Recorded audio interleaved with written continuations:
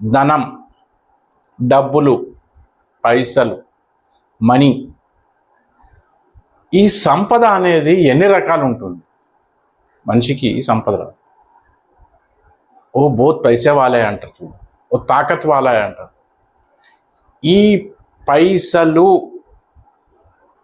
అనేది ఎన్ని రకాలు ఉంటుంది?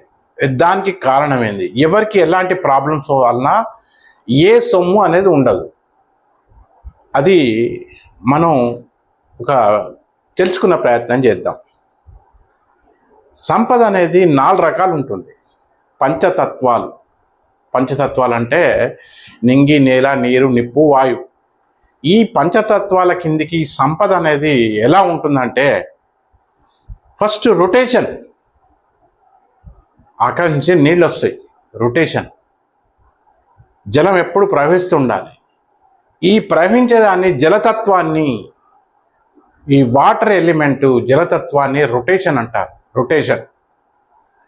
అలాగే నెక్స్ట్ నీళ్ళని పీల్చుకొని చెట్లు ఎదుగుతాయి, దాన్ని ఎయిర్ ఎలిమెంట్ అంటారు, వాయుతత్వం. వాయుతత్వం అంటే వెహికల్స్, వాహనాలు. అలాగే ఈ వాయువు వలన నిప్పు వెలుగుతుంది, నిప్పు పెరుగుతుంది. ఆ నిప్పు అనేది నగదు రూపాయలు అనేది ఫైర్ ఎలిమెంట్, నగదు, లిక్విడ్ క్యాష్. లిక్విడ్ క్యాష్ అనేది ఫైర్ ఎలిమెంట్. ఈ నగదుతో మనం ఏం చేస్తాం? ఓ భూములు కొంటాం, జాగాలు కొంటాం, ఇండ్లు కొంటాం, తర్వాత మన ఎఫ్డిఆర్లు చేస్తాం, ఎక్కడో ఇంత ఇన్వెస్ట్మెంట్ చేస్తాం, ఏదో ఒక వ్యాపారంలో పెట్టుబడులు పెడతాం.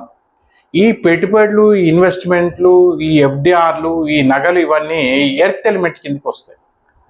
సో మనిషి యొక్క సంపద అనేది 4-5 రకాలలో ఉంటాయి. 5లలో ముఖ్యం 4. 5ది అనేది స్పేస్ ఎలిమెంట్, అంటే అది దాచుకోవడానికి ఒక ప్లేస్, అది ఆటోమేటిక్గా మన శరీరంలో ఉంటుంది.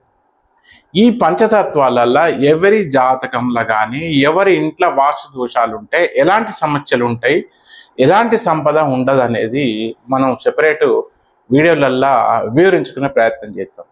దయచేసి నా వేదిక వేసి యూట్యూబ్ వీడియో ఛానల్ను సబ్స్క్రైబ్ చేసి, ఎంకరేజ్ చేసి, ఇతరులకు కూడా ఫార్వర్డ్ చేసి, అనేక నేటి సామాజిక పరిస్థితులకు అనుగుణంగా, నేటి అనేక ఒత్తిళ్లతో కూడుకున్న ఈ వేగవంతమైన పోటీ ప్రపంచానికి అనుగుణంగా ఉపయోగపడే విషయాలు చెప్పే ప్రయత్నం చేస్తాను.